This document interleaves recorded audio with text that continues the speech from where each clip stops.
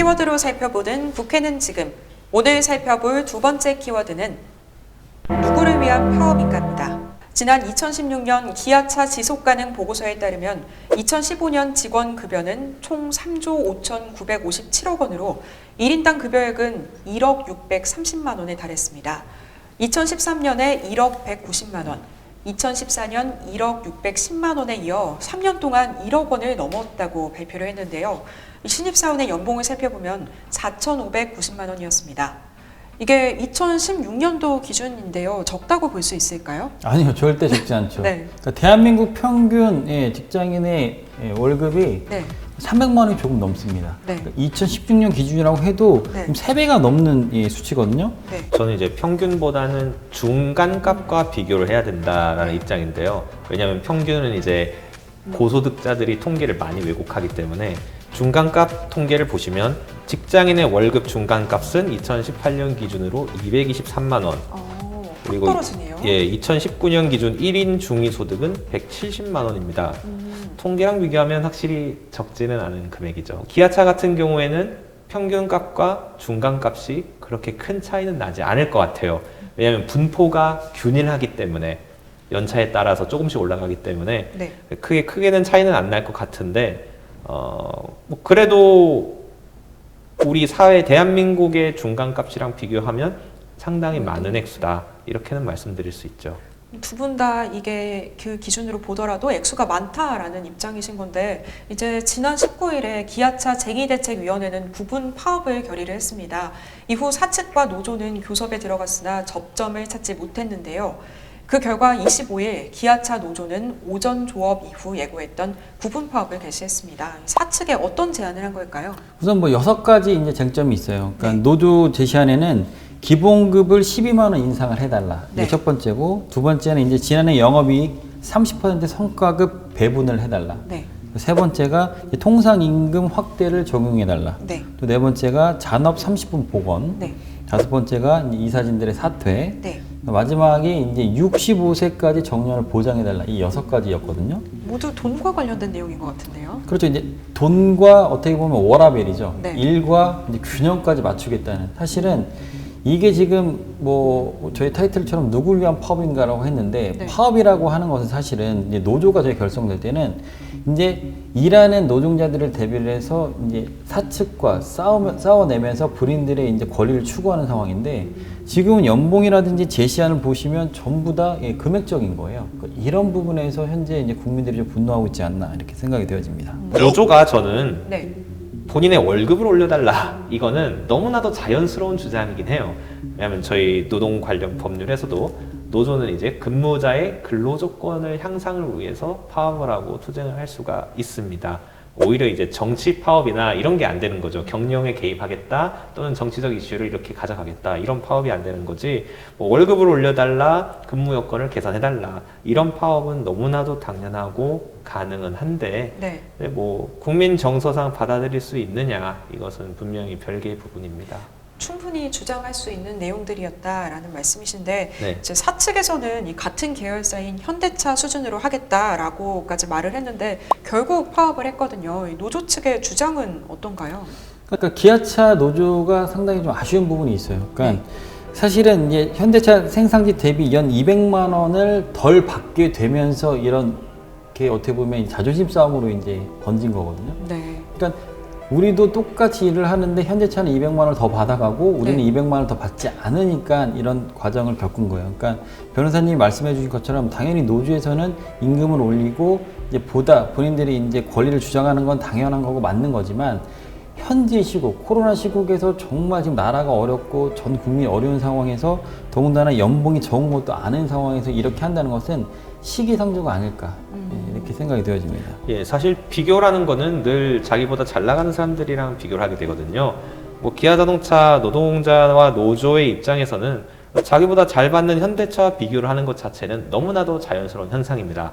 다만 이제 그거를 꼭 받아줘야 되느냐, 이것은 별개의 문제죠. 기아차에서 현대차보다 더 높은 요구 조건을 걸고 기아차가 그걸 들어준다면 이후 이제 현대차에서도 기아차보다 더 높은 요구 조건을 걸 거라는 얘기도 있거든요. 그건 당연한 수순이죠. 그러니까 기아차는 고용노동부주관 일생활균형 컨퍼런스에서 올해 그러니까 워라밸 실천 기업으로 선정이 되는 등 우수한 근무 역량을 갖췄습니다. 그러니까 워라밸이라고 하는 것은 일과 이제 균형을 같이 맞춘다는 건데, 사실은 생산직 임금도 보시면 1억 원에 육박할 정도고, 2017년 민주노총, 금속노조, 현대자치부, 그러니까 모비스 위원회에서는 기아차 생산직 특히 2교대의 평균 연봉이 9,700만 원 정도다. 그러니까 이래서 기아차 이제 높은 임금에 국민들은 지금 볼멘 소리를 하고 있는 거죠. 이 기아차의 부분 파업으로 인한 생산 손실은 8,700대 규모로 추정되고 있는데요. 사측의 피해도 피해지만 343곳에 달하는 기아차 부품 협력사들이 겪을 이 8,700대 규모의 부품 손해도 역시 만만치 않을 걸로 보이거든요.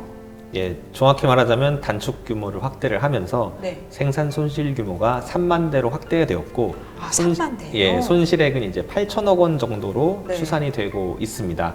물론 이제 그 손실액이라는 것은 거의 대부분은 생산을 하면서 지연되더라도 생산을 하면서 벌충할 수 있는 것이긴 하지만, 이제 저희 벤더 업체들이나 부품 업체들이 받는 피해는 추산하기 힘들 수가 있죠. 특히 코로나로 인해서 자동차 판매가 줄어들고 부품 업계 같은 경우에는 어려움을 겪고 있는데, 이러한 생산 지연 사태로 인해서 부품 업체들이 도산할 수도 있다. 도산하는 경우에 이 사람들의 생계는 누가 책임을 지느냐, 이런 문제가 발생할 수 있습니다. 그럼 노조 측은 이런 문제 9년째 파업을 했으면 이 문제들이 이미 여러 번 벌어졌을 텐데 뭔가 대응책 같은 거는 없었을까요? 그러니까 하청업체는 전혀 생각을 하지 않는 거죠. 그러니까 본인들의 입장만 생각을 하는 거고 높은 곳만 계속 바라보는 거예요. 그러니까 지금 평균 지금 임금이 지금 1억 원, 연봉 1억 원에 달하긴 합니다만, 하청업체, 하도업체들을 보시면 평균 연봉이 3,200도 안 돼요. 이런 상황에서 계속 지금 더군다나 뭐 지불도 선지급으로 하는 것이 아니라 이제 후불제거든요.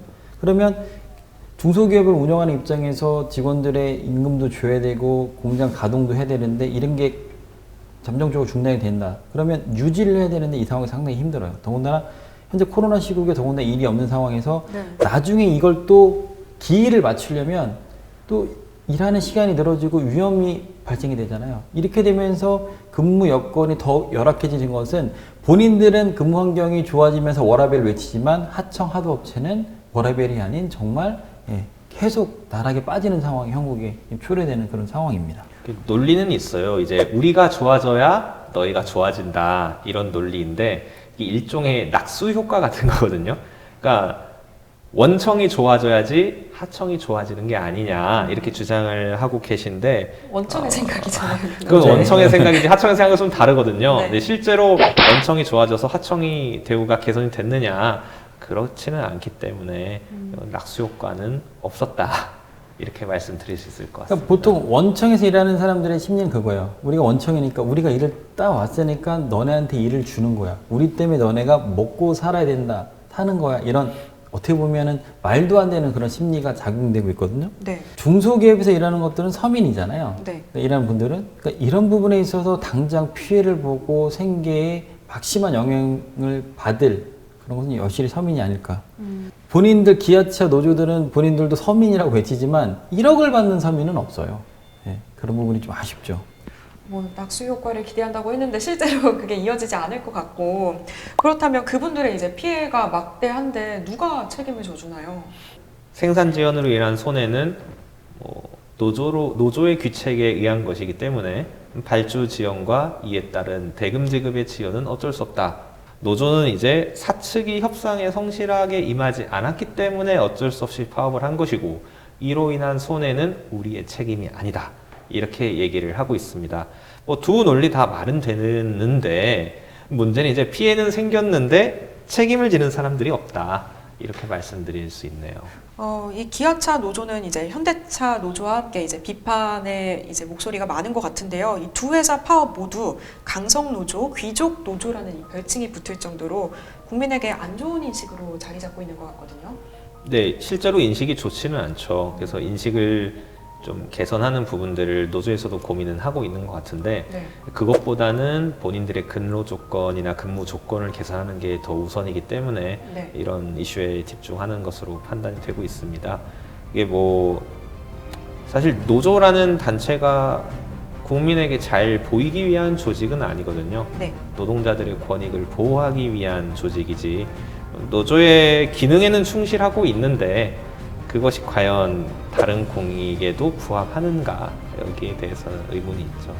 그렇다면 일단 사측에서는 현대차 수준으로 맞춰주겠다라고 말을 했지만 파업을 강행을 한 거거든요. 현재 사측의 입장은 또 어떤가요? 사측 입장에서는 우선은 현대차 기준으로 해서 이제 맞춰주겠다라고 이제 얘기를 했고, 네. 사실은 뭐 예전에 보면 이 노조라는 게 이제 본인들의 살기 위한 몸부림에 대한 투쟁이었어요. 네. 근데 지금 사측의 입장에서도 우리 입장에서는 충분히 너네들에서 워라밸을 할 수 있게끔 지원을 해주고 그렇게 해주는데 너네는 도대체 왜 이러냐, 이렇게 보면 사실은 사측의 입장에서도 합의를 할 가능성은 상당히 높진 않아요. 현재 시국에서 회사도 힘든 상황인데 뭐 30%에 대한 뭐 영업이익이 낮다고 해서 그거를 배분해달라 이런 건 맞습니다만, 현재로서는 뭐 하청업체들도 챙겨야 되는 또 사측의 입장이 있고, 우리 변호사님이 얘기해 준 것처럼 공익성을 생각을 해야 되는 건데 지금은 시기는 좀 좋지 않다 이렇게 생각이 들어요. 좀 왜 그런 걸까요? 이게 그냥 정말 욕심 때문에 계속 이렇게 하는 걸까요? 솔직히 말씀드리자면 뭐 좀 더 나은 근무 여건과 월급을 받기 위한 욕심이죠. 뭐 저희가 기업 활동을 하는 것도 다 이익을 얻기 위한 욕심 때문에 하는 것 아니겠습니까? 그것처럼 이제 노조도 노조 활동하는 이유가 본인의 근무 여건을 개선하고 싶은 욕심에 기인해서 노조 활동을 하시는 것이죠. 근데 다만 이제 저는 김 교수님의 입장과는 조금 다른 게 결국은 합의를 하게 된다. 왜냐하면 회사가 망하는 수준까지 이르는 것은 누구도 원하지 않기 때문에 어느 정도 대치를 하다가 언제 그랬냐는 듯이 약수를 하고 어떤 새로운 근무 조건에 합의를 하게 될 것으로 보입니다. 맞습니다. 이 어려운 시기에 국민들의 지지를 받지 못하고 있는 파업인데요. 지난 22일 광주 상공회의소는 성명을 통해 기아차 노조는 부분 파업을 철회하고 하루빨리 원만한 타결을 촉구한다라고 발표를 했습니다. 올해 파업으로 기아차는 9년 연속 파업을 기록하게 됐는데요. 파업은 노동자들이 할 수 있는 가장 강한 무기라고 할 수 있습니다. 그러나 이 9년째 이어온 파업으로 명분은 유명무실해졌고 여론 또한 싸늘합니다. 여러분은 어떻게 생각하시나요? 이상 한 주간의 이슈였습니다.